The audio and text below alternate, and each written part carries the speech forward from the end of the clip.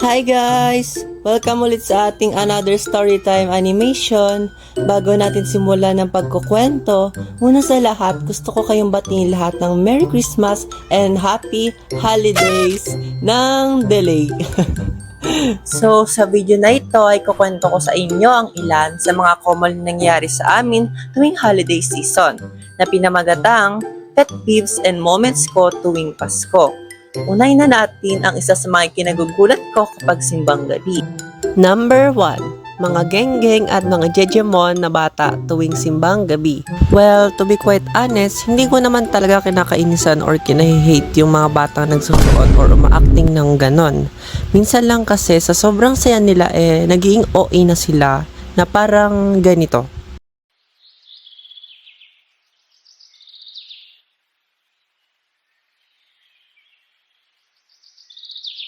Lods, this is my prayer intentions po. Firstly, gusto ko po palagi po akong healthy. And second is... Ha? Kwento ko sa'yo, babe. Alam mo kanina, babe, kumakain ako ng bibingka. Tapos, maya-maya, nagtataka ako, lasang keso. Yung pala, babe, naalala ko, babe, may keso nga pala sa tuktok yung bibingka. Nagtatawa ako, babe. Grabe, babe. Oo nga, no? Nakakatuwa naman, babe. Ano daw?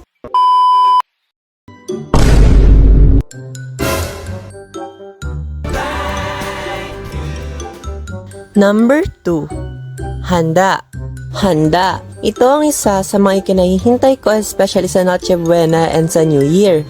Bukod kasi sa madaming handa, ay naglalaro kami ng mga kalaro ko dati hanggang madaling araw. ASMR. Anak, huwag mo ubusin yung Shanghai, ha? Hala, si mama, tinikman ko lang naman eh. Ay, teka, wait, check ko.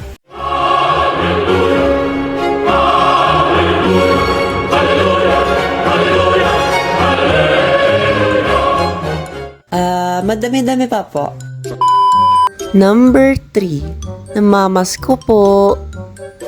Siyempre, di papatalo ang mga singers and dancers na todo effort tuwing caroling na makukwento ko rin sa inyo soon. Sa ngayon, dito muna tayo sa mga singers natin tuwing caroling. Kakanta pa lang ay biglang patawad na agad sa may bahay. O kung minsan naman ay lalabas pero mapibigyan ng benching ko tagpipiso.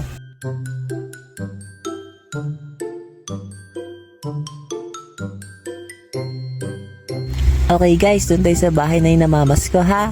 Ready na ba yung mga pangkaraling natin? Okay guys, ako muna kakanta.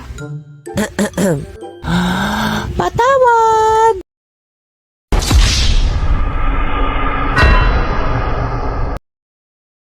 Kasigla ng gabi, ang lahat ay kaisaya. Nagluto ang ate. Namamas ko po. Wow, ang gagaling nyo naman. O ito, paghatihan nyo, ha? Hala, benching ko at piso lang. Kasya ba sa atin to?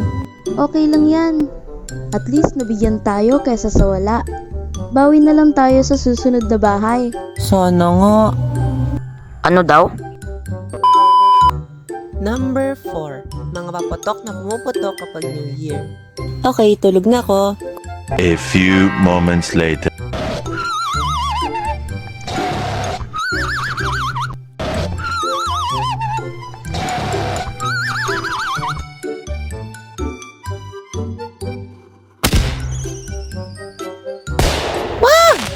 Yung ilaw na wala. Uy, may ipis. Ang Pasko ay isa sa mga napakasayang parte ng buhay nating mga tao. Marami kang matatanggap na aginaldo mula sa mga mahal mo sa buhay at mga kaibigan. Matandaan sana natin na ang Pasko ay hindi tungkol sa kung gaano kalaki o kaliit ang natatanggap mo aginaldo, kundi matandaan natin kung gaano tayo kaswerte na kasama pa natin ang ating mga mahal sa buhay na hindi matutumbasan ng kahit anong kagamitan o pera. Kahit hindi Pasko, ay matuto tayong tumulong hanggat kaya natin ng walang kapalit upang ang biyaya na galing sa Diyos ay makamtan natin at ipagkaloob sa atin ng hindi inaasahan. Ikaw, ano ba ang kwentong Pasko mo? Share mo na yan sa comment section and see you on the next video. Habang ang mundo'y tahimik.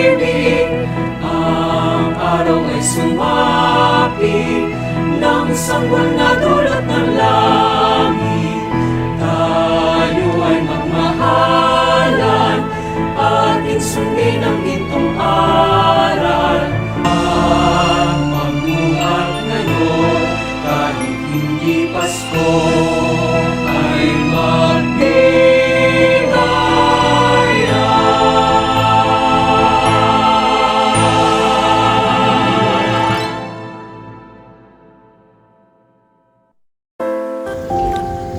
Okay, announcement. So, tayo po ay magre-redesign ng OC ko kasi yung OC ko po ngayon is napaka-detalyado. Napaka-detalyado po niya dahil doon nakakulangan ako ng oras. Try ko siyang palitin. Shrink ko siya, shrink. Uy, shrink.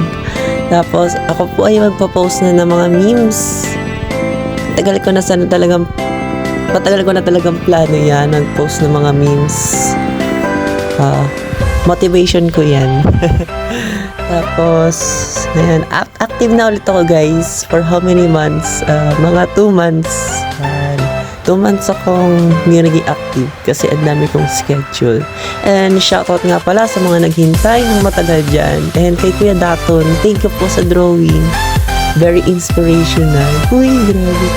Very inspirational. Thank you po sa mga naghintay. Grabe po kasi yung schedule ko this nakaraang month. Drain na drain din po kasi ako sa dami ng assignments. Dahil doon, na-delay po ako sa pagdodrawing ko for this upcoming upload. Tapos dagdag pa, nagkasakit pa ako. Ay nako. Bawi na lang tayo guys sa next feed. Bye bye!